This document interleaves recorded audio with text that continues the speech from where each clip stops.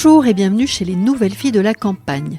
Alors vous savez qu'ici je donne la parole à celles qui ont osé tout changer, quitter la ville, changer de métier, de région, pour s'installer dans nos campagnes.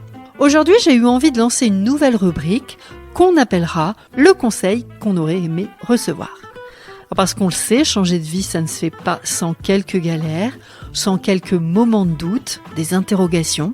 Alors les Nouvelles Filles de la Campagne vont vous partager des tips, des astuces, des bons plans ou juste des mots, des retours d'expérience pour encourager celles et ceux qui hésitent encore à s'installer à la campagne. C'est du concret, c'est du vécu et surtout ce sont des paroles venues du cœur et du quotidien rural.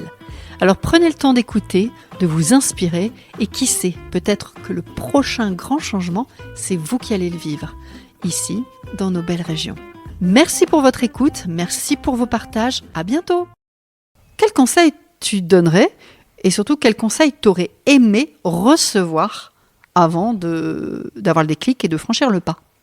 J'aurais aimé que quelqu'un me dise « Ne te dis pas que la campagne, c'est un village, encore une fois, de 60 habitants, où il se passe rien, où c'est que des paysans entre eux qui se font la guerre. » Et parce que moi, c'est l'image que j'avais de la campagne, puisque c'est ce que j'ai vu de la campagne. Et je n'avais pas du tout cette image de la campagne dynamique, où tu peux travailler beaucoup plus que quand tu es en ville, alors que tu es à ton compte, sur des métiers de niche, d'influenceurs, réseaux sociaux, etc. Et d'oser, vraiment de faire ce premier pas et d'oser aller à la campagne, même si on a 25 ans, 30 ans, qu'on se dit que c'est en ville que tout se passe, qu'il y a cette effervescence avec la fête, les bons restos, les copains, les activités sportives, etc. Et en fait, il peut se passer beaucoup de choses à la campagne et on peut même être un peu connu dans son domaine et avoir une vraie carrière professionnelle et que ça aille beaucoup plus vite. Est-ce qu'on ne peut pas les créer en fait aussi, ces opportunités à la campagne ? Et il faut les créer. Elles n'arrivent pas du tout comme ça sur un plateau d'argent.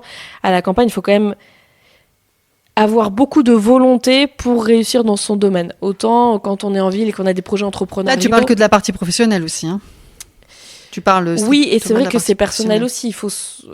Mais les gens sont plus ouverts ici d'un point de vue perso, amis, etc. Ils vont, en tout cas, je pense peut-être que ça dépend des secteurs, mais ils t'ouvrent vite la porte et ils veulent t'aider ici. Il faudrait que je retrouve le nom de cet influenceur, un créateur de contenu qui fait des vidéos ville par rapport à la campagne. Je sais pas si tu as déjà vu ça. Ah non, ça m'intéresse. C'est à mourir de rire. Et par exemple, il t'explique quand t'es en galère et que t'es en ville au bord d'une route, les gens n'ont rien à foutre. Alors que quand t'es à la campagne, la première voiture s'arrête et t'aide à regonfler ton pneu ou quoi que ce soit. Moi, je le fais des fois. Hein. L'autre jour, il y avait une nana qui était sur le côté, je me suis arrêtée, quoi. Ouais. C'est d'autres façons d'être. Osez et mettez vos idées reçues de côté, d'autant plus quand vous êtes jeune.